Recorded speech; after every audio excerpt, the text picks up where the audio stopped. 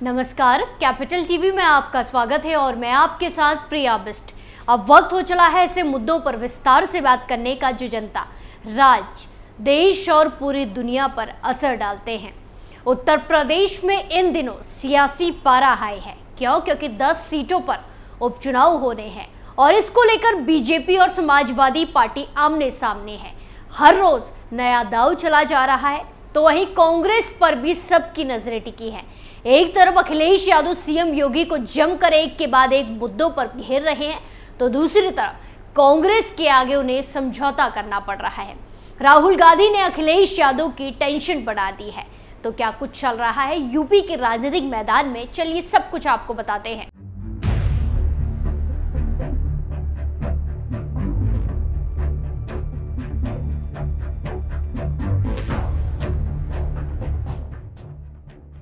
दस सीटों की लड़ाई, सियासी पारा हाई, वार पलटवार, तकरार पर तकरार, सियासी तनाव, हर रोज नया दांव। यूपी की 10 सीटों पर होने वाले विधानसभा चुनाव के लिए सियासी पारा चढ़ा हुआ है। सियासी पारा हाई है, जिसके लिए सभी पार्टियां जमकर चुनाव प्रचार कर रही हैं। लोकसभा चुनाव में नंबर 1 बनने वाली समाजवादी पार्टी और कांग्रेस के साथ उसके पीडीए गठबंधन का उपचुनाव में टेस्ट होगा। वहीं लोकसभा में बड़ा झटका झेल चुकी बीजेपी के लिए भी ये उपचुनाव अहम है। खुद मोर्चा संभाले सीएम योगी आदित्यनाथ जमकर प्रचार कर रहे हैं। वहीं सीएम योगी आदित्यनाथ और सपा प्रमुख अखिलेश यादव के बीच लगातार रोज जुबानी जंग देखने को मिल रही है। हर रोज नए नए मुद्दों पर वार किए जा रहे हैं, तो वहीं पलटवार भी सामने से आ रहे हैं। लेकिन इन सब के बीच चर्चा 2 लड़कों की जोड़ी की भी हो रही है, जिसमें एक लड़के को हमेशा समझौता करना पड़ रहा है। दूसरी ओर समाजवादी पार्टी और कांग्रेस के बीच गठबंधन के बावजूद कांग्रेस सभी सीटों पर पूरी ताकत झोंक रही है, जिस पर सपा की नजरें टिकी हैं। लेकिन ऐसे में सवाल है कि क्या कांग्रेस के लिए काम आएगी अखिलेश यादव पर दबाव बनाने की कोशिश? सीएम योगी से ज्यादा अखिलेश यादव आजकल राहुल गांधी और उनकी पार्टी कांग्रेस से परेशान है, उनसे टेंशन में है। उपचुनाव को लेकर उत्तर प्रदेश की सियासत में अगले कुछ महीने अहम होने वाले हैं और हैरानी की बात यह है कि कल तक यूपी की सियासत पर हाशिए पर दिखने वाली कांग्रेस आज 10 सीटों पर होने वाले उपचुनाव को लेकर पूरी ताकत झोंक रही है, तैयारियों में जुटी है, जिसने अखिलेश यादव की टेंशन को बढ़ा दिया है। भले ही राहुल गांधी और अखिलेश यादव के बीच बॉन्डिंग अच्छी है, लेकिन ये बॉन्डिंग कभी भी खराब हो सकती है, ऐसे संकेत मिल रहे हैं। क्यों? क्योंकि लोकल लेवल पर कांग्रेस एकला चलो की राह पर है। खुद प्रदेश कांग्रेस अध्यक्ष अजय राय 5 सीटों की मांग कर रहे हैं। ये सीटें फूलपुर, मझवा, गाजियाबाद, खैर और मीरापुर है, जो सपा 2022 में नहीं जीत पाई थी। आपको बता दें कि लोकसभा में कांग्रेस के साथ गठबंधन करने वाली सपा कांग्रेस 2 से ज्यादा सीटें साझा करने को तैयार नहीं है। 10 सीटों में से 5 पर 2022 में सपा ने जीत दर्ज की थी और एक सीट उनके तत्कालीन सहयोगी रालोद ने जीती थी, जो अब बीजेपी के साथ सहयोगी है। कांग्रेस, जिसके पास पूरे यूपी विधानसभा में सिर्फ 2 सीटें हैं, वो भी 10 सीटों पर जोर लगा रही है। इतना ही नहीं, बीते दिनों उन्होंने उपचुनाव वाली 10 सीटों पर प्रभारी और पर्यवेक्षक नियुक्त करके कार्यकर्ता सम्मेलन और रैली की घोषणा कर दी है। पार्टी ने स्थानीय जातिगत समीकरणों को ध्यान में रखते हुए न केवल राज्य के नेताओं बल्कि राज्य के प्रभारी 4 एआईसीसी सचिवों और 4 नवनिर्वाचित सांसदों को भी जमीनी स्तर पर लामबंद के लिए शामिल किया है। इससे पहले कांग्रेस ने 10 सीटों के लिए पर्यवेक्षकों की नियुक्ति की थी। वहीं यूपी कांग्रेस ने जिन सीटों पर मजबूत प्रभारी नियुक्त किए हैं, उनमें मिल्कीपुर, सीसामऊ, कटहरी और कुंद्रुकी जैसी सीटें शामिल हैं। आपको बता दें कि 2022 के चुनाव में इन सीटों पर समाजवादी पार्टी को जीत मिली थी, जिसके बाद कई सारे कयास लगाए जा रहे हैं। उपचुनाव के चुनाव कैंपेन में शामिल नेताओं में कांग्रेस उत्तर प्रदेश प्रमुख अजय राय, कांग्रेस विधायक दल की नेता आराधना मिश्रा, एआईसीसी सचिव धीरज गुज्जर, तौकीर आलम, नीलांशु चतुर्वेदी और सत्यनारायण पटेल और सांसद उज्जवल रमण सिंह, इमरान मसूद, एएल शर्मा, राकेश राठौर और तनुज पुनिया शामिल हैं। ऐसे में सवाल उठता है कि गठबंधन की चर्चा के बीच कांग्रेस सपा के कदमों पर क्यों चल रही है। इसको लेकर कांग्रेस के ही वरिष्ठ नेता ने कहा कि ये उपचुनाव पार्टी के लिए 2027 की विधानसभा चुनाव की गति निर्धारित करेगा। और इसीलिए हम 4 सीटों से कम पर समझौता करने को तैयार नहीं है, लेकिन हम सभी 10 सीटों पर गंभीरता से तैयारी कर रहे हैं, क्योंकि इससे हमें संभावित उम्मीदवारों की पहचान करने में मदद मिलेगी, जो हमारे सहयोगियों के पास निर्वाचन क्षेत्र जाने पर भी मदद कर सकेंगे। वहीं सूत्रों ने बताया कि कांग्रेस की मुख्य मांग 2022 में बीजेपी, निषाद पार्टी और आरएलडी द्वारा जीती गई सीटों पर उपचुनाव लड़ने की है।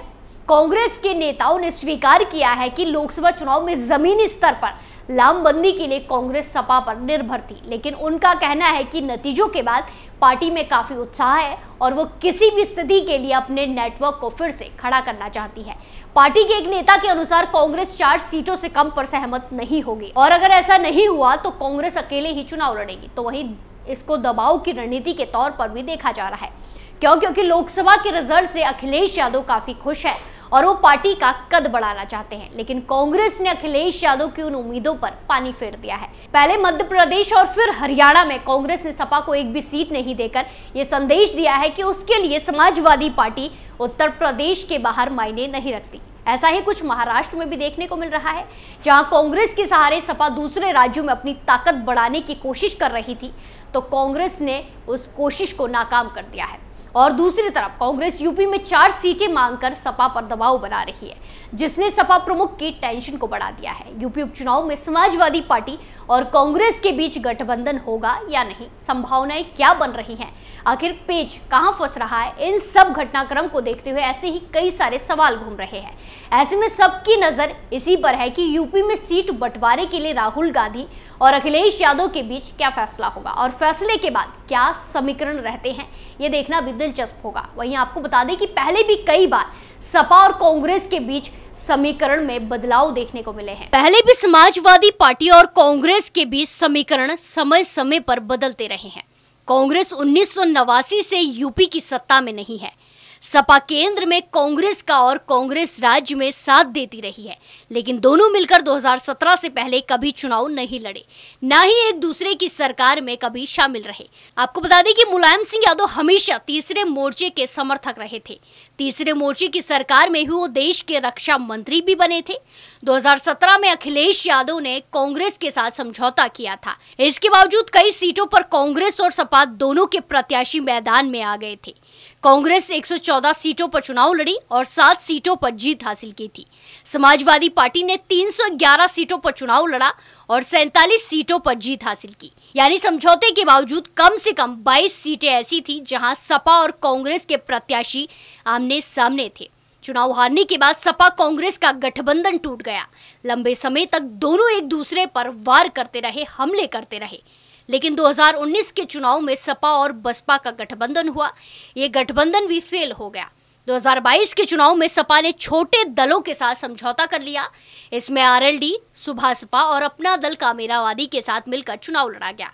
इस गठबंधन ने प्रदेश में 125 सीटें हासिल की। हालांकि चुनाव के बाद आरएलडी और सुभासपा दोनों भाजपा के साथ हो गए और 2024 में सपा इंडी गठबंधन का हिस्सा बनी और यूपी में कांग्रेस के साथ मिलकर चुनाव लड़ा।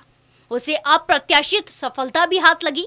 80 में से 43 सीटों पर सपा और कांग्रेस गठबंधन ने जीत हासिल की और बीजेपी को करारी हार का सामना करना पड़ा। वहीं अब 10 सीटों पर होने वाले उपचुनाव से पहले फिर से 2 लड़कों की जोड़ी के समीकरण बदलते दिखाई दे रहे हैं। ऐसे में उत्तर प्रदेश की 10 विधानसभा सीटों पर होने वाले उपचुनाव में कांग्रेस जो मांग कर रही है उसने सपा प्रमुख की मुश्किलों को बढ़ा दिया है। इसीलिए अखिलेश यादव सीएम योगी से ज्यादा राहुल गांधी से डरे बैठे हैं, क्योंकि वो कभी भी यूपी में सपा का खेल बिगाड़ सकते हैं। इस पूरे मामले में आपकी क्या राय है, कमेंट कर जरूर बताएं। स्पेशल स्टोरी में फिलहाल के लिए इतना ही।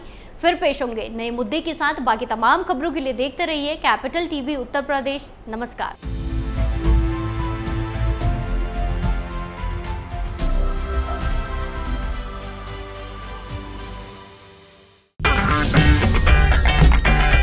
अगर आपको हमारा वीडियो पसंद आया हो तो इसे लाइक करें, हमारे चैनल को सब्सक्राइब करें और हाँ, बेल आइकन दबाना ना भूलें ताकि आप तक हमारे वीडियो की नोटिफिकेशन पहुंचती रहे।